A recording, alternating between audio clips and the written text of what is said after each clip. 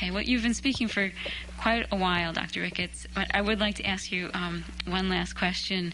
If we come back to the United States and look at the really serious crisis that we're facing in terms of the prisons today, what aspects of the experience that you saw in this one cell that you were in China, do you think that can any of this be usefully incorporated into our current system as an alternative to the way prisons are now run? Well, actually, in some prisons, they've tried group therapy.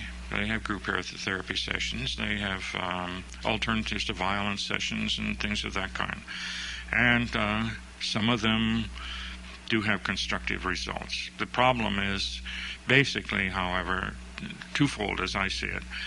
The most important thing is that, as I said, there's no such thing as real reform. You can have the best of intentions, but when you come out, and if you're thrown back into the same environment as you were before, is what happens in the American prison system. You probably have acquired skills at being a criminal that you never had before when you went in there.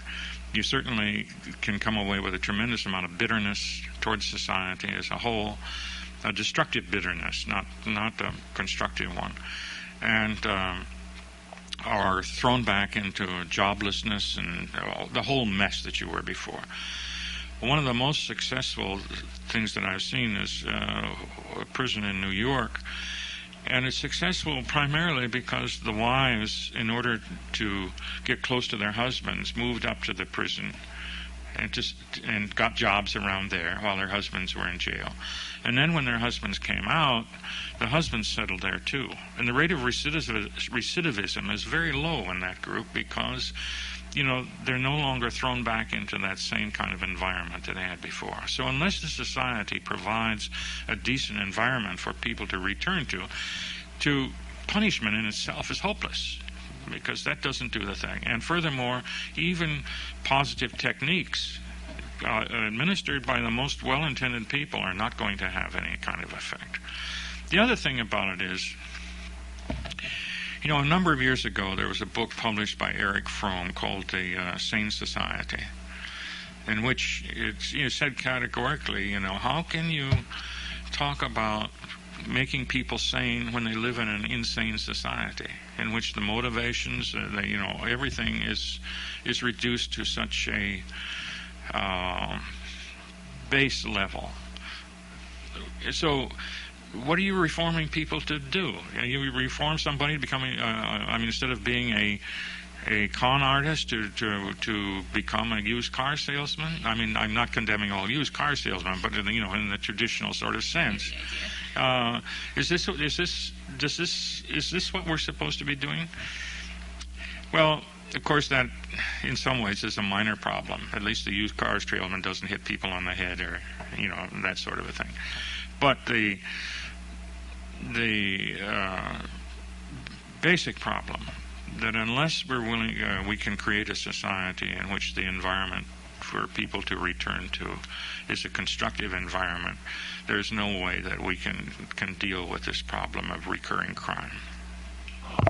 And if people are interested in reading more about some of the details of all this that you've been speaking about, I believe you have a book, and maybe you could just give us the title in case someone wants to look it up. Well, the book is called Prisoners of Liberation. There were 3 different editions of it. Unfortunately, it is currently out of print, although I understand one group here has Xeroxed it and has some copies available. But that's the book about it. Thank you, Dr. Allyn Rickett. Yeah, so I was just realizing that one of the things I really should have asked you was this issue about if this was a technique that was used for all kinds of prisoners, not just people that were, say, accused of treason, people that we might consider violent criminals. So could you address that? Yeah. Now, this system of criticism and self-criticism didn't originate with the Chinese. Actually, the Russian communists or the Soviet communists had used it within the party. But in China, it was used on a much broader basis. And it was introduced in China, as far as I've been able to find out, back in the late 1920s. At that time, the Chinese communists had been pushed up into the hills and were living in a very restricted area as guerrillas. And Mao at that time made the statement that the guerrillas are like fish in the water. The people are the water, the guerrillas are the fish. And unless the people support the guerrillas like the water supports the fish, they have no hope. Well, it became absolutely mandatory that the guerrillas be compatible with the people, that they really work with the people. Now, unfortunately, in traditional China, armies always lived off the land. It didn't matter whether they called themselves revolutionary or whether they called themselves monarchist or whatever they were. That was the tradition for armies, and they took whatever they wanted. If they wanted grain, they took grain. If they wanted women, they took women, whatever was there.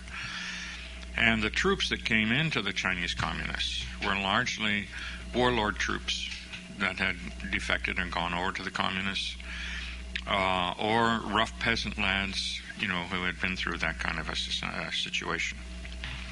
So what happened was that they, in order to create troops that could work with the people, they did two things. One, they introduced an iron discipline. And in fact, the Liberation Army song is called 8 Points of Discipline. And it was a discipline that was so rigid that you could be shot for borrowing a needle and not returning it. Now, that didn't always happen. That didn't happen. But punishment for, taking things from peasants and that sort of thing did occur enough so that the troops realized that it meant business. The other thing was that they introduced the beginnings of thought reform there. And the way they would do it was they'd get a group of these soldiers sitting down, and they'd get them to talking about some of the terrible things that had happened to them or to their families and so on. Well, these were all soldiers came from the lowest strata of the society, traditionally in China.